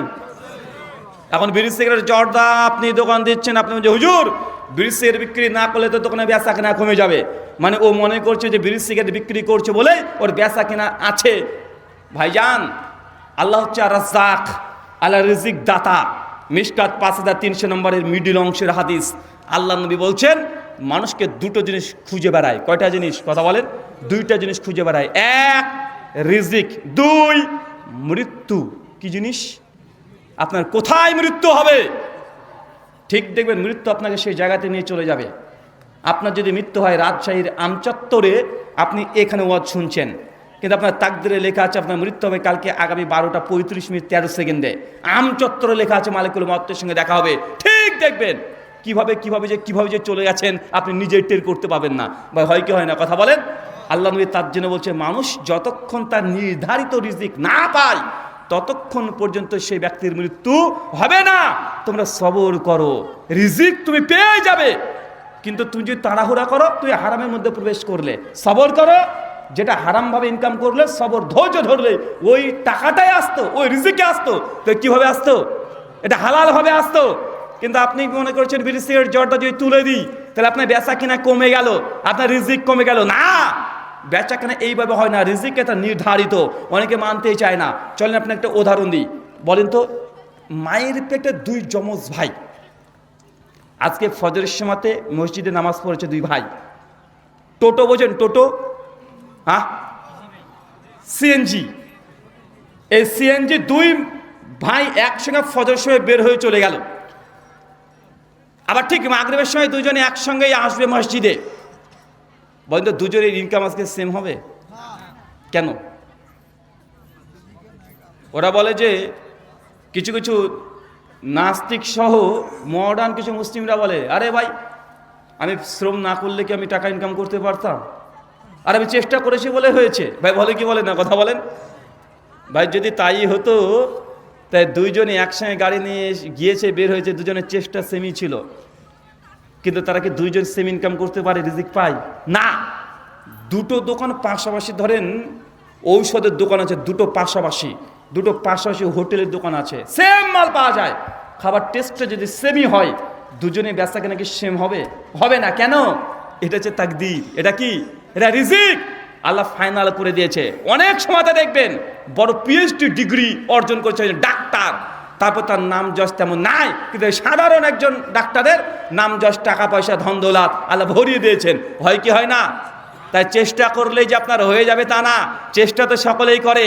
যদি কষ্ট করলে যদি রিজিক চলে আসতো তাহলে মাঠের যারা মুনিশ খাটে তাদের চাইতে কষ্ট একজন ডাক্তার বেশি করে না, তাই তার রিজিক বেশি হওয়ার কথা দরকার ছিল। রাজমিস্ত্রি ওর চাইতে কষ্ট কেউ করে না, তার ইনকাম তো তার বেশি হওয়ার কথা ছিল, বা ছিল কি ছিল না? কথা বলেন। রিজিক হচ্ছে সম্পূর্ণ তাকদীর। আমার এক বন্ধু আমাকে কিছুদিন আগে প্রশ্ন করে বলছে, রুহুল আমিন ভাই আপনার সঙ্গে একটা কথা শেয়ার করতে চাই, হচ্ছে যে আমার আব্বা এই কয়েক বছর হলো মারা গেছে, তো আমি তার আব্বার জন্য দোয়া করলাম। উনি তখন বলছে তোমার সঙ্গে একটা কথা শেয়ার করি। আমি বলো। উনি তখন বলছেন যে আমার আব্বা যখন ছিল প্রতিদিন 100 টাকা করে ঔষধ লাগতো, মাসে 3000 টাকা। তা আমার তো খুব বেশি ব্যবসা না, আমার একটা ছোট্ট দোকান, ওই চকলেট টকটল বিক্রি করি, ছোট্ট দোকান, প্রতিদিন 300-400 টাকা আমার ইনকাম হয়। আমার গোটা দোকানের মাল 5000 টাকা পুষবে না, আমি প্রতিদিন নিয়ে আসি, প্রতিদিন বিক্রি করি, ছোট্ট ব্যবসায়ী। ওই যে প্রতিদিন 100 টাকার করে ঔষধ আমি যখন দোকান থেকে বাড়িতে যেতাম রাত্রিবেলাতে, আমি দোকান থেকে কিনে নিয়ে চলে যেতাম। দীর্ঘ 6 থেকে 7 বছর এইভাবে আব্বার পেছনে আমি টাকা ব্যয় করেছি। তা আমার আব্বা এই কয়েক বছর হলো মারা গেছে। আমাকে সে বলছে, খবর দিয়ে বলছে যে ভাইজান, তবে আমি একটা জিনিস লক্ষ্য করছি কয়েক মাস ধরে, যে আব্বা যখন জীবিত ছিল 100 টাকার করে প্রতিদিন আমার ঔষধ লাগতো, মাসে 3000 টাকা। তো আব্বা তো আজকে নেই, তাই নিঃসন্দেহে আমার 3000 টাকা সেভ হওয়ার কথা। কারণ বেচা কিনা যেমন আগে তেমনই আছে, বেচা কিনা যে বেড়েছে বা কমেছে এমনটা না, সেম আছে। আমি 7 বছর ধরে টানলাম, আব্বা কয়েক বছর হলো, কিন্তু আমি এই 3,000 টাকা মাস শেষে দেখতে পাই না। অনেক চেষ্টা করেছি, পাই না এই টাকাটা। আমি বললাম যে ভাইজান এটাই রিজিক। যতদিন তুমি তোমার আব্বার এই ঔষধের মেডিসিনের দায়িত্ব নিয়েছিলে, তোমার আব্বার যে একটা রিজিক ছিল, এই রিজিকটা আল্লাহ তোমার আমলে দিয়েছিল, তোমার ইনকামে দিয়েছে। বাপ চলে গেছে কবরে, রিজিকও কবরে চলে গেছে। কেউ কারো রিজিক খেতে পারবে না। কথা বলেন, পারবে না? আল্লাহ যা লিখে দিয়েছে ওটাই হবে। আপনি অবাক, আপনি নিজেই হবেন। আচ্ছা, একটা মেয়েটার বয়স 35 হয়ে গেছে। গোটা বিশ্বের যত ডাক্তার আছে এক জায়গায় করেও সেই মেয়েটার বুক থেকে একটু স্তন দুগ্ধ বের করতে পারবে? পারবে না। ও চেষ্টা করলেও পারবে না। কিন্তু একটা মেয়ের 20 বছর বয়স হচ্ছে, বিয়ে দিয়ে দেন, মেয়েটা যদি প্রেগনেন্সি হয়ে যায়, যদি বেবি কনসেপ্ট করে, সঙ্গে সঙ্গে মেয়েটা ঋতুস্রাব, রজ, তার হায়েজের যে রক্ত, পিরিয়ড, আল্লাহ এটাকে বন্ধ করে দেয়। দেয় কি দেয় না? বন্ধ করে দিয়ে রক্তটাকার কানেকশান, ওই ভ্রূণের কানেকশানের সঙ্গে আল্লাহ কানেকশানটাকে জুড়িয়ে দেয়। যতদিন সন্তান পেটে থাকবে, এখন মেয়েটারা রজস্বলা হবে না। এখন এই রক্তটাই তার সন্তানের কি খাবার, ওটা খেয়ে সে বড় হচ্ছে। রিজিকের মালিক যে আল্লাহ, আপনার কিভাবে আপনাকে বোঝানো যায়? ওই পেটের ভিতরে কি তার কেটে কি আপনি জোড়া দিয়েছিলেন নাকি, যে আজকে বেবিটা গর্ভে ধারণ করলো, আজকে আমি কানেকশন করে দিলাম, আমার ছেলে যখন এটা খাবে? আপনি তো করেননি, আপনি নিজে জানেনও না, বন্ধ হয়ে গেছে। আল্লাহ সুবহানাহু ওয়া তাআলা যখন এই সন্তানকে দুনিয়াতে বের করছেন, যখন এটা নাইটাকে কেটে দেবেন, দেখবেন মায়ের রক্তে গোটা এলাকা ভিজিয়ে দেয়। দেয় কি দেয় না? কেন? কারণ তার রিজিকের এই কানেকশন কেটে দেওয়া হয়ে গেল এখন। আর মায়ের স্তনে এখন কোথা থেকে যে সমুদ্রের মতো দুগ্ধ এসে জমা হবে আপনি কল্পনাও করতে পারবেন না। মা এতদিনে চাল ডাল ভাত যা খেয়েছে, মেয়েটা খেয়েছে, কিন্তু দুগ্ধ আসে নাই। যখনই পেটে বাচ্চা চলে এসেছে, বাচ্চারা বের হয়েছে, সঙ্গে সঙ্গে দুগ্ধ চলে আসে কি আসে না? সঙ্গে সঙ্গে চলে আসে। রিজিকের মালিক আল্লাহ আপনাকে কিভাবে বুঝায়? এরপরেও যদি আপনি না বুঝেন, আপনাকে আর কিভাবে বোঝানো সম্ভব?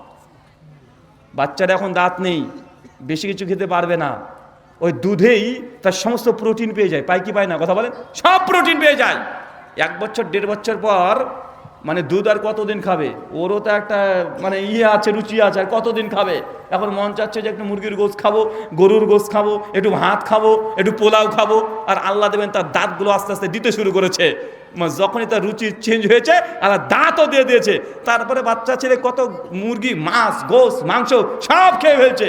খায় কি খায় না? কথা বলেন। যখন এই ছেলেটা এখন আর দেখছে না মায়ের দুধ না হলে চলবে, ও অটোমেটিক দেখবেন আল্লাহ দুধ দেওয়া বন্ধ করে দেয় মেয়েটাকে। করে কি করে না? আর 3 বছর পর অটোমেটিক দুধ কমতে শুরু করে কি করে না? করে। এটা রিজিক। যতক্ষণ পর্যন্ত উপার্জিত রিজিক না পাচ্ছেন, আল্লাহ আপনাকে মৃত্যু দেবে না। আপনি বিশ্বাস করেন এই রিজিকের জন্য হারাম ব্যবসা, হারাম খাওয়া, হারাম পান করা, এগুলো বিরত থাকেন, ইনশাল্লাহ আপনার রিজিক আল্লাহ বারাকা দেবে, দেবেই দেবে। আল্লাহকে ভয় করেন। আলোচ্য বিষয় ইবাদত কবুলের শর্ত। ইবাদতের 2টো রূপ। এক, আল্লাহ যেগুলো আদেশ করেছে, নামাজ, হজ, যাকাত, এইগুলো পালন করা একটা ইবাদত। 2, আল্লাহ যেগুলোকে নিষেধ করেছে, নিষেধ থেকে দূরে থাকা, এটাও ইবাদত। এই 2টোর মধ্যে একটা যদি 19-20 হয়ে যায়, আপনার ইবাদত কবুল হবে না। ইবাদতের টোটাল 6টা শর্ত আছে। কয়টা? টোটাল 6টা শর্ত আছে। আর ওই কথাটাকে মনে রেখে দেন, ইবাদত করলে আল্লাহ কবুল করবে না। অনেক মানুষ আছে ইবাদত করেই জাহান্নামে যাবে। কি বললাম বলেন তো? ইবাদত করেই জাহান্নামে যাবে। দেখবেন সূরা গাশিয়া আয়াত নম্বর 2, 3, 4 আল্লাহ কোরআনে বলছে, আমিলাতুন নাসিবা। এক শ্রেণীর ইবাদত গুজার বান্দা আছে যারা ইবাদত করে করে ক্লান্ত হয়ে গেছে। চিন্তা করতে পারছেন কত ইবাদত করেছে? ইবাদত করে করে ক্লান্ত হয়ে গেছে। আমরা তো অত ইবাদত করি না, আমরা তো ইবাদতে গাফেল। ফজরের সময়তে ইমাম সাহেব যদি মনে করে যে আজকে সূরা গাশিয়াটা পুরোটা পড়বো বা সূরা ইয়াসিন পুরোটা পড়বো, পেছন থেকে মুসল্লি বলবে এত লম্বা করে কিরাত করা কি দরকার, হাসি দিতে শুরু করে দেয়। আছে না নাই? আছে। ইমাম যদি মনে করে না আজকে একটু রুকুতে গিয়ে সিজদা থেকে বেশি করে সিজদাতে দেবো, সিজদার তাসবিহ আজকে একটু বেশি করে করছে, 25-30 বার করছে, মানে 1-2 মিনিট ধরে সিজদায় পড়ে আছে, পিছনকার মুসল্লির টেনশনে পড়ে যায়, কি ব্যাপার, হুজুর কি ঘুমিয়ে গেল নাকি? মানে একটু বেশি দেওয়ার উপায় নাই। অনেকে ভাবে কি হুজুর কি মরে গেল নাকি, হার্ট অ্যাটাক করেছে নাকি, পাশ থেকে তুলে অনেক দেখতে চাই, তাকে দেখে হুজুর বেঁচে আছে না মারা গেছে, বা আছে না নাই? কথা বলেন। যখন কোনো কিছুতে কাজ হচ্ছে না, আমার চাষারা তো আছে, চাষারা পেছন থেকে আবার এই ঝাড়ি দেয় কি দেয় না, কথা বলেন? মানে ইমামকেও যে তোর অনেক হয়েছে, তোর মতন কোনো কাজ নাই নাকি, শুধু মসজিদে পড়ে থাকলে হবে, আর আমার দোকান আছে, দোকান খুলতে হবে, তা তো রোড এতক্ষণ থাকার কি দরকার, বা আছে না নাই, কথা বলেন? তো আমরা তো ইবাদতে গাফেল, আমরা ইবাদতে লম্বা সময় আমরা ক্ষেপণ করতে চাই না। নামাজের সালাম ফেরানো হওয়ার সঙ্গে সঙ্গে উঠে আমরা চলে যাই মসজিদ থেকে, দেখা যায় কি যায় না? এদের জন্য তো ওয়াইল নামক জাহান্নাম আছে, সূরা মাউনে পড়েছেন যে তাদের জন্য ওয়াইল নামক জাহান্নাম, যারা নামাজে উদাসীন, ইবাদতে যারা অলসতা করবে তাদের জন্য জাহান্নাম। কিন্তু আল্লাহর নবী আলাইহিস সালাম আল্লাহ করেন এই জায়গাতে বলছে আমিলাতু নাসিবা, ইবাদত করে করে ক্লান্ত হয়ে গেছে, কত ইবাদত করেছে, তাসলা নারুন হামিয়া, আমেলা, তারপরেও তাকে জাহান্নামে নিক্ষেপ করব। বলেন তো চাচা, কে জাহান্নামে যাচ্ছে? ইবাদত করে করে ক্লান্ত হয়ে গেছে, কত ইবাদত করেছে, তারপরে সে মানুষটাকে জাহান্নামে যেতে হচ্ছে। তার মানে বোঝা গেল ইবাদত করলে মানুষ জান্নাতে যাবে এর কোনো নিশ্চয়তা নাই, ইবাদত করেও মানুষকে জাহান্নামে যেতে হবে। আপনি তো আমাকে প্রশ্ন করছেন রুহুল আমিন ভাই, শেখ আব্দুর রাজ্জাক বিন ইউসুফ হাফিজাহুল্লাহ বলেছেন ভাগা কুরবানি চলবে না, আবার শেখ মুজাফফর বিন মহসেন তিনি বলছেন চলবে, ওই হুজুর বলছে চলবে, তো আপনারা তো নিজেরা ঠিক নাই। আমি বলেছি ভাইজান, ভাগা কুরবানি তো দূর কি বা, এটা অনেক পরের মাসালা। আপনি যদি গোটা একটা সৌদি থেকে লাল উট নিয়ে এসে কোরবানি করে দেন, তারপরে আল্লাহ যে কবুল করবে এরই নিশ্চয়তা নাই, সেরই নিশ্চয়তা নেই। ভাগাবাদ দেন, দিবেন কি দিবেন না? পৃথিবীর প্রথম মানুষ নাম কি? নবী আদম, তার সন্তান ছিল হাবিল কাবিল। সূরা মাইদার 28-29 নম্বর আয়াত। দুই ভাই কুরবানি করেছিল, চাচা আল্লাহকে দুই ভাইয়ের কুরবানি কবুল করেছিল, কথা বলেন? দুই ভাইয়ের কুরবানি কবুল করেছিল না, আল্লাহ এক ভাইয়ের কুরবানি কবুল করেছিল, আর এক ভাইয়ের কুরবানি ধুলি কণার মতো উড়িয়ে দিয়েছে, 5 পয়সা মূল্য দেয় নাই। আমরাও সেই তো আদমী সন্তান, আমরাও প্রত্যেক ইবাদত করলে যে আল্লাহ কবুল করবে এর কোনো নিশ্চয়তা নাই। আপনি তো পাড়ার মুডল মানুষ, আপনি একজন দায়িত্ব নিয়েছেন ঈদগাহাতে কুরবানির দিনে, আর আপনি একটা গরু কিনে নিয়ে এসেছেন, আর আপনি ভাবছেন যতক্ষণ গরুটাকে জবাই করে দাড়ি বাট করাতে মাংস না তুলছেন, মানে আপনার অংশ তুলতে না পেরেছেন, ভিতরটা আপনার আনচান আনচান করছে, কেমন কেমন করছে, আর ভাবছেন লস হলো নাকি। ভেবেছিলাম 4 মণ 10 কেজি হবে, দেখছি 4 মণ 10 কেজি আর হয়নি, 3 মণ 30 কেজি মতো হয়েছে, মানে 20 কেজি আপনার আইডা ফেল হয়ে গেছে। বলছে আইডা ফেল হয়ে গেল রে, লস লেগে গেল। চাচা কুরবানি করছে মানুষ, ও বুঝেনি কুরবানি জিনিস কি, মানে ও যতক্ষণ দাড়ি বাটকাতে না তুলছে ওর ভিতরটা খসবস খসবস করছে। ভাই এটা কুরবানি? আপনি কুরবানি কেন করেন? আরে আমি এলাকার এমপি মানুষ, কুরবানি না করলে মানুষ কি বলবে রে, যা যা যা যা ঢাকার গাবতলি হাটে গিয়ে বড় ছাগলটা নিয়ে আয়। এই জন্য 13 লাখ টাকা দিয়ে ছাগলে বিক্রি হয় বাংলাদেশে। কত ভণ্ডামি দেখেছেন? ছাগলের দাম 13 লাখ টাকা, এগুলো কি মানুষ না পায়জামা? এটা হচ্ছে দাম দেখানো, আমি দাম দিয়ে কিনছি, আছে না নাই? গাবতলির হাটে বড় বড় একদম দামড়া দামড়া মানে গরু, দাম কত 20 লাখ 25 লাখ 1 কোটিটার মধ্যে দাম চাই। বলেন তো এগুলো কি কুরবানি? মানে যারা এগুলো করছে তাকেই কুরবানি দেওয়ার দরকার। যে কি রে ভাই, ওই ছাগল বাদে তো গরু, যে ছাগলটাকে 13 লাখ টাকা কিনছে ও বেটা নিজেই ছাগল, ও কি ও নিজেই ছাগল। এলাকাতে আমরা কুরবানি দিই কেন? ওই যে নতুন বিয়ে করেছি, যদি কুরবানি না দিই শাশুড়ি কি বলবে, মানে শাশুড়ি কি বলবে, নতুন বিয়ে হয়েছে যদি জামাইয়ের বাড়িতে মেয়ের বাড়িতে যদি মাংস না পাঠায় কি বলবে। এই জন্য আপনি কি করছেন, কুরবানি দিচ্ছেন। আপনি বলছেন এটা ছাগল কিনতে গেলে তো 30-35 হাজার টাকা লেগে যায়, ওর চাইতে এটা ভালো 2 ভাগা আমি যদি গরুতে 2টা ভাগা দিই তাহলে আমার 25,000 টাকা তো হয়ে যাবে, মাংসও বেশি পাবো, আবার টাকাটাও কম লাগলো। মানে কত আপনার হিসাব বা আসে না, কথা বলেন? আর আমার মায়েরা তো এক্সপার্ট, মানে রাস্তার ধারে বাড়ি ছাগলটা ছেড়ে দিয়েছে, ছাগলটা দৌড়তে দৌড়তে গাড়ির তলায় পড়বে, আর সঙ্গে সঙ্গে মা তখন মানসা করছে যে আল্লাহ যদি বেঁচে যায় আমি কুরবানি রেখে দিলাম। দেখেছেন, মানে কুরবানি রাখছে কোন সময়, মানে দেখছে গাড়ির মানে চাকার তলে পড়ে গেছে, আর মা আমার একদম রেখে দিল যে আল্লাহ যদি বেঁচে যায় তোমার নামে কুরবানি রেখে দিলাম। এটা হচ্ছে আমাদের ইবাদত। কাদের ইবাদত? এটা আমাদের ইবাদত। বলতে এই ইবাদত আল্লাহ কবুল করবেন না। আমিলাতু নাসিবা, অনেক মানুষ আছে ইবাদত করে করে ক্লান্ত হয়ে যাবে, তাসলা নারুন হামিয়া, আমি আল্লাহ তারপর থেকে জাহান্নামে নিক্ষেপ করব। মিশকাত হাদিস না 205। আল্লাহ নবী বলছেন 3 শ্রেণী মানুষকে কিয়ামতের মাঠে প্রথম তোলা হবে। তার মধ্যে 2 নম্বর একজন ব্যক্তিকে ডাকবে যে দানবীর। কি বলেন তো চাচা? দানবীর মানে জানেন? আল্লাহ তো প্রশ্ন করবে, তোমাকে আমি অনেক টাকা দিয়েছিলাম, মিলিয়ন বিলিয়ন ট্রিলিয়ন টাকা দিয়েছিলাম, কি করেছিলে? ও আল্লাহকে বলবে, আল্লাহ তুমি যে ওনাকে টাকা দিয়েছো, আমি দান করতে করতে নিঃস্ব হয়ে গেছি। আপনার মতো দানবীর না, ওই এত পরিমাণে দান করেছে, দান করে নিজে নিঃস্ব হয়ে গেছে। আল্লাহ তাকে উত্তর দিয়ে বলবে, আনতা কাযযাবতা, তুই মিথ্যা কথা বলছিস, তুই মূলত আমাকে দান করেছিস খুশি করার উদ্দেশ্যে নয়, দান তো করেছিলিস মানুষ তোকে দানবীর বলবে, এটা শোনার জন্য। দেখ, তোর নামে মসজিদ আছে, মাদ্রাসা আছে, আজকে তোর নামে সব কিছু হয়েছে। ফেরেশতা একে ধরে জাহান্নামে নিক্ষেপ করো। ফেরেশতা ওই দানবীরকে ধরে টেনে হেঁচড়ে জাহান্নামে উল্টো করে ফেলে দিবে। চাচা বলেন তো, জাহান্নামে কে যাচ্ছে? দানবীর। তো দান কোথায় নিয়ে যায়? আবার আল্লাহ নবী এই মুখ দিয়ে বলছে, সাদগাত বুরহান, দান হচ্ছে দলিল। কোথায় দলিল? জান্নাতে যাওয়ার জন্য।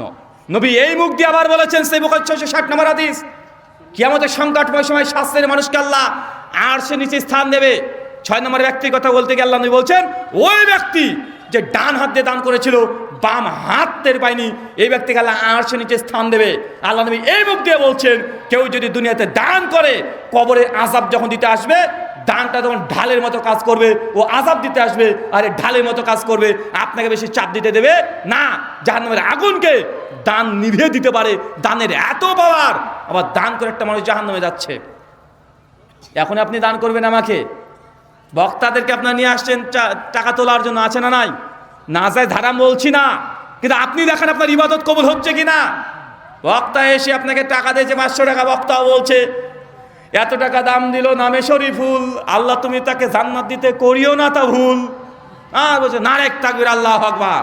মানে এমন ভাব করছে যে 100 টাকা দান দিয়েছে আর বক্তাও আমরা আছি, আমরা তাকে লাথি মেরে জান্নাতের দরজা ভেঙে ও জান্নাতে ঢুকিয়ে দিলাম, ও বেনামাজি মদখোর মাতাল। 100 টাকা দিয়ে গোটা জান্নাত দখল করে নিয়েছে। ভাই এমন আছে না নাই? কথা বলেন, আছে না নাই? আচ্ছা, এই কথাটাকে ভালো করে দেখেন তো, যে এত টাকা দাম দিল, নামে শরীফুল, আল্লাহ তুমি জান্নাত দিতে করিও না তা ভুল। আল্লাহ ভুল করে বেটা তোর মতো? আল্লাহর সঙ্গে এই কথাটা বলা জায়েজ যে আল্লাহ তুমি জান্নাত দিতে করিও না তো ভুল? আল্লাহর এই সিফাতের সঙ্গে এটা আল্লাহর সঙ্গে গুস্তাখি করা হয়। এরকম ছন্দের মধ্যেও অনেক কিছু আছে যেগুলোর মাধ্যমে আল্লাহর এই সঙ্গেও গুস্তাখি করা হচ্ছে। হয় কি হয় না? কথা বলেন।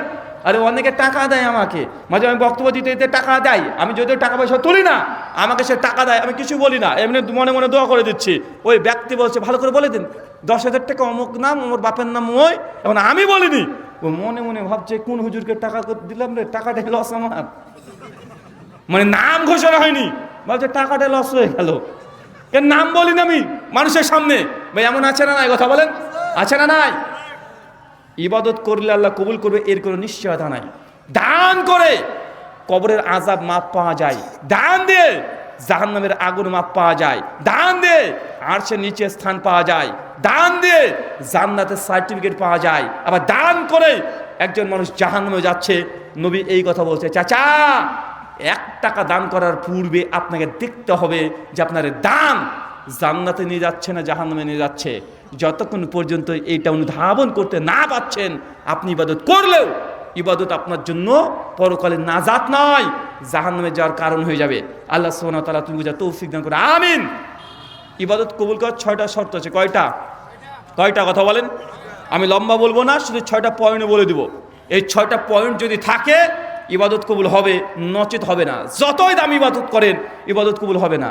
1 সহিহ বুখারী 450 নম্বর হাদিস, আল্লাহ নিয়ে বলছেন, কেউ যদি দুনিয়াতে একটা মসজিদ তৈরি করে, বাইতুল ফিল জান্নাহ, আমি আল্লাহ তাকে জান্নাতে ঘর দেবো। কি দেবো চাচা? কি তৈরি করতে হবে? মসজিদ। তাহলে আল্লাহ কি দেবে? জান্নাতে ঘর।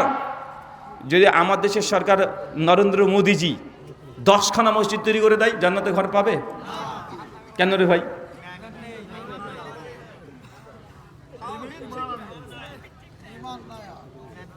বলেন। হাদিসে বলছে কেউ যদি একটা মসজিদ তৈরি করে দেয়, বাইতুল ফিল জান্নাহ, জান্নাতে ঘর। কিন্তু আমার দেশের যদি উনি যদি 1 কোটি মসজিদ তৈরি করে দেয়, পাবে? কেন পাবে না বলেন? মুসলিম না, তাই ইমান নাই। কি নাই? ইমান। ইমান ছাড়া কোনো ইবাদত কবুল হবে না। আল্লাহকে বিশ্বাস। আচ্ছা, আল্লাহকে বিশ্বাস করলে কি ইবাদত কবুল হয়ে যাবে? আমাদের হিন্দু দাদারা ভারতবর্ষের, তাদের একটা ধর্মগ্রন্থ আছে ঋগ্বেদ, মন্ডল নম্বর 1 সূক্ত নম্বর 64, মন্ত্র নম্বর 46। ঋগ্বেদের মধ্যে বলছে ইকাম সাদ বিপ্রা বহুদা বাদান্তি, বলে সত্য একটা ঈশ্বর, একজন জ্ঞানীরা এক ঈশ্বরকে অনেক নামে ডেকে থাকেন। মানে ঈশ্বরে একজন, ঈশ্বরের অনেকগুলো নাম আছে। এই অনেকগুলো নাম বর্ণনা করছে আল্লাহ উপনিষদ প্রথম অধ্যায় 1 থেকে 6 নম্বর মন্ত্রর মধ্যে। অনেকগুলো ঈশ্বরের নাম বলতে বলতে ব্রহ্মা, বিষ্ণু, মহেশ্বর, নীলকণ্ঠ, রুদ্রা, এই নাম বলতে বলতে চলে আসছে একটা নাম আল্লাহ জ্যেষ্ঠাম শ্রেষ্ঠাম পরমাম পুণ্যম ব্রহ্মম আল্লাহ, আল্লাহ মুহাম্মাদা, ওরা কে বরসে আল্লাহ আল্লাহ। অনেকগুলো নাম বলতে বলতে হচ্ছে আল্লাহ জ্যেষ্ঠাম, তিনি আল্লাহ, জ্যেষ্ঠাম যিনি সব চাইতে বড়। আমরা বলি আল্লাহু আকবার, মানে কি তিনি সব চাইতে বড়। শ্রেষ্ঠাম, তিনি সর্বশ্রেষ্ঠ। পুণ্যাং, তিনি ন্যায় বিচার করে। তো হিন্দু দাদারাও ঈশ্বরের একটা নাম তারা আল্লাহ মনে করে। আমার জানা মতে আপনি এখনই বাইবেল প্লে স্টোর থেকে ডাউনলোড করেন অ্যারাবিক বাইবেল, বাইবেলের প্রথম যে বই তার নাম হচ্ছে বুক অফ জেনেসিস চ্যাপ্টার 1, প্রথম পৃষ্ঠাতে 17 বার আল্লাহ নামটা লেখা আছে। কতবার? 17 বার। তো আল্লাহকে তো সবাই বিশ্বাস করে। আমরা অনেকে মনে করি যে আবু জাহেল, আবু লাহাব, উদবা, সাইবা এরা আল্লাহকে বিশ্বাস করতো না। চাচা, এরা আল্লাহকে বিশ্বাস করতো। যে আল্লাহকে বিশ্বাস করে না, ওই যে আপনাদের তাসলিমা নাসরিন, তাদেরকে বলা হয় নাস্তিক। আবু জাহেল কি নাস্তিক ছিল নাকি? হিন্দুরা কি নাস্তিক না? খ্রিস্টানরা কি নাস্তিক না? তারা আল্লাহকে বিশ্বাস করে, তবে শিরিক করে। আবু জাহেল আল্লাহকে বিশ্বাস করতো, মাঝখানে 360 দেবতাতে বিশ্বাস করতো। কথা বুঝতে পারলেন না মনে হয়? আল্লাহকে বিশ্বাস করার পাশাপাশি কি করছে? 360 দেবতার পূজা করছে। তার জন্য তাকে বলে মুশরিক, তারা শিরিক করছে, তারা নাস্তিক নয়। তা আল্লাহকে বিশ্বাস করলে কি ইবাদত কবুল হয়ে যাবে? না, আল্লাহকে বিশ্বাস করতে হবে যথার্থ বিশ্বাস। কেমন বিশ্বাস? যথার্থ বিশ্বাস। আমার সঙ্গে 2020 সালে একটা ডিবেট হয়েছিল খ্রিস্টানের। দেখবেন কলকাতা ব্যাপটিস্ট চার্চের মধ্যে শিয়ালদাতে ডিবেট হয়েছিল 2 দিন ধরে। টপিক ছিল Quran and Bible, salvation Quran and Bible, যে কোরআন এবং বাইবেলের আলোকে কারা জান্নাতে যাবে, কারা পরিত্রাণ নাজাত পাবে। তো আমার সঙ্গে খ্রিস্টান পাদ্রীর ডিবেট হচ্ছিল। একটা পর্যায়ে আলোচনার শুরুতে বলেছিলাম যে আপনি বলছেন যে জিজাস ক্রাইস্ট তিনি পরিত্রাণ দান করবেন, তার জন্য যিশুর কথাগুলোকে মেনে নিতে হবে। তো যিশু বাইবেলের মধ্যে বলছে gospel of Matthew chapter 5 verse number 40 থেকে 44 পর্যন্ত, কেউ যদি তোমার ডান গালে চর মারে বাম গাল পেতে দাও। তা আমি বলছি পাদ্রীজি, আপনাকে যদি একটা ডান গালে চর মারি বাম গাল পাতবেন তো? কথা বুঝতে পারলেন মনে হয়? বাইবেলের শিক্ষা, বাইবেলে বলছে খ্রিস্টানরা দাবি করে জিজাস ক্রাইস্ট তিনি সন অফ গড, তিনি নিজে ঈশ্বর ছিলেন। আবার বাইবেলই বলছে gospel of John chapter 20 verse 1 to 3 যে যীশু খ্রিস্টকে ইহুদিরা ক্রুশে ঝুলিয়ে মারতে মারতে মারতে মারতে মেরে ফেলেছে অর্ধ উলঙ্গ করে। তার হাতে পেরেক পোতা হয়েছে, তার জামা প্যান্টকে খুলে নিয়ে আন্ডার পরে রেখে দিয়েছে, তার মুখে থুতু নিক্ষেপ করেছে, তার মাথায় কাটা তাজ পরে দিয়েছে, তার গাছে ঝুলিয়ে মারতে মারতে মারতে মারতে মেরে ফেলেছে। কারা? ইহুদিরা। কাকে মেরেছে? খ্রিস্টানদের ঈশ্বরকে। বুঝতে পারলেন মনে হয়? মানে ইহুদিরা মেরে ফেলেছে কাদের ঈশ্বরকে? খ্রিস্টানদের ঈশ্বরকে। মানে খ্রিস্টানরা মনে করে তাদের আল্লাহ মারা গেছে, বলে নাউজুবিল্লাহ মিন জালিক। শুধু একদিন নয়, 3 দিন মর অবস্থায় কবরে ছিল। 4র্থ দিন সাবাতের পরের দিন আবার আকাশে উঠে চলে গেছে। তা আমি ওই খ্রিস্টান পণ্ডিতকে সে ডিবেটের মধ্যে বলেছিলাম, ভাইজান আপনি বলছেন জিজাস ক্রাইস্ট গড, তিনি ঈশ্বর, আর বাইবেল বলছে যে ঈশ্বর জিজাস তিনি 3 দিন মর অবস্থায় কবরে ছিল। তো 3 দিন যদি মর অবস্থায় তোমাদের খ্রিস্টানদের ঈশ্বর কবরে থাকে, তো এই 3 দিন গোটা বিশ্ব জগৎ কে চালিয়েছিল? তোমার বাপ। প্রশ্ন আসবে কি আসবে না? কথা বলেন। আর এটা কমন সেন্সের ব্যাপার রে ভাইয়া। খ্রিস্টানরা যাকে আল্লাহ মনে করে জিজাস ক্রাইস্টকে, ওকে মেরে ফেলেছে। কে মেরেছে? আল্লাহকে মানুষই মেরে ফেলেছে। চিন্তা করেছেন? মানে কত বড় মাথা মোটা না হলে এটাকে বিশ্বাস করে। অথচ গোটা বিশ্ব জগতের টেকনোলজি দিয়ে তারাই উন্নত। তারা গোটা বিশ্ব জগতে তারা বুদ্ধি বিক্রি করে খাই দিচ্ছে। বুদ্ধিজীবী নামে পরিচিত আছে না নাই? যখনই আল্লাহর ব্যাপারে এসেছে তাদের বুদ্ধি এত নিচে চলে গেছে। এই জন্য আল্লাহ কোরআনে বলছে শাররুল বারিয়া, এরা সৃষ্টির নিকৃষ্ট। কেন? আল্লাহর ব্যাপারে তারা একটা মানুষকে তারা আল্লাহ হিসেবে পুজো করে। আছে না নাই? আছে। তার জন্য আল্লাহকে বিশ্বাস করলে যে আল্লাহ আপনার ইবাদত কবুল করে নেবে, এর কোনো নিশ্চয়তা নাই। আল্লাহর ব্যাপারে বিশ্বাস হবে ওয়াকাত তাওহীদ। কি থাকতে হবে? কথা বলেন। তাওহীদ থাকতে হবে, না থাকলে ইবাদত কবুল হবে না। 2, নিয়াত খাস আল্লাহর জন্য হতে হবে। কার জন্য? চাচা ইবাদত কাকে খুশি হওয়ার জন্য করবেন? বউকে, সমাজকে, নেতাকে, হুজুরকে? না, ইবাদত হবে একমাত্র আল্লাহকে খুশি করার জন্য। ইন্না সালাতি ওয়া নুসুকি ওয়া মাহিয়া ওয়া মামাতি লিল্লাহি রাব্বুল আলামিন। নিশ্চয় আমার নামাজ, রোজা, কুরবানি যা হবে কার জন্য? আল্লাহর জন্য। সূরা আনাম আয়াত 162। 3, ইবাদত কবুলের তৃতীয় শর্ত হালাল রিজিক, মানে আপনি যেটা ভক্ষণ করবেন, যেটা ইনকাম করবেন সবগুলো হালাল হতে হবে। কি হতে হবে? কি হতে হবে? হালাল। যদি হারাম ইনকাম হয় আর হারাম খান পান করেন, ইবাদত কবুল হবে? কথা বলেন না। ইবাদত কবুলের 4 নম্বর শর্ত, যে কোনো ইবাদত যখন করবেন সুন্নাত হতে হবে। সুন্নাতের বহির্ভূত যদি কোনো বিদআত যুক্ত ইবাদত করেন, আল্লাহ ইবাদত কবুল করবেন না। 6 নম্বর শর্ত, ইবাদত যেন শিরকি যুক্ত না হয়। কি যুক্ত না হয়? শিরক যুক্ত না হয়। কয়টা শর্ত বলেছি? একজন টুক করে দাঁড়িয়ে বলেন তো, 6টা পয়েন্টের নাম বলেন। যে পয়েন্টগুলো বললাম বলেন। হ্যাঁ চাচা ওঠেন, ইনশাল্লাহ হবে। Old is gold. 1 ঈমান, 2 নম্বর নিয়াত খাস আল্লাহর জন্য, 3 নম্বরে হচ্ছে হলো সুন্নাহ পদ্ধতি, সুন্নাতি তরিকায় হতে হবে, 4 নম্বরে হলো হালাল রুজি, হালাল রিজক, 5 নম্বরে হলো বিদআত মুক্ত, বেদাত মুক্ত, 6 শিরক মুক্ত। শিরিক মুক্ত। মাশাআল্লাহ, দেখেছেন ব্রেন দেখেছেন? আরে কাটাং করে ধরে নিয়েছে একদম। হ্যাঁ তুমিও পারবে না? হ্যাঁ তুমি পারবে। আরে উনি জান্নাতে যাবে ইনশাআল্লাহ। আল্লাহ নবী বলছে 3 শ্রেণী মানুষের উপর থেকে আল্লাহ কলম তুলে নেয়। এক শিশু, আর একটা যে অ্যাবনর্মাল, যে স্বাভাবিক হিদায়ত জ্ঞান যার মধ্যে নাই, তার উপর থেকে কি তুলে নেয়? আল্লাহ কলম তুলে নেয়। তো আমাদের এখানে যত মানুষ আছে তার মধ্যে যদি বলা হয় ওই সব যেতে ভালো, কে কথা বলেন? ওই সব যেতে ভালো। আল্লাহ সুবহানাহু ওয়া তাআলা তুমি আমাদেরকেও যাবতীয় গুনাহ কাবিরা গুনাহ সাগীরা তুমি ক্ষমা করে দাও, সকলে বলে আমিন। সম্মানিত সুধী, ইবাদত যদি কবুল হয়ে যায়, আল্লাহ নিয়ে বলছেন কেউ যদি ইবাদত কবুল আল্লাহ করেন, কেউ যদি একটা খেজুরের অর্ধেকও দান করে, অর্ধেক, আল্লাহ সেই অর্ধেক খেজুরকে ডান হাত দিয়ে তিনি গ্রহণ করেন। তারপর সেই খেজুরটাকে বড় করতে করতে করতে করতে ওহুদের পাহাড়ের সমান করে কিয়ামতের মাঠে আপনাকে ব্যাক করবে, মানে রিটার্ন করবে। চিন্তা করতে পারছেন? যদি কবুল হয়ে যায়। আর কবুল না হলে কি হবে? ইবাদত আপনাকে জাহান্নামে নিয়ে যাবে। আল্লাহ সুবহানাহু ওয়া তাআলা বুঝা তৌফিক দান করে আমিন।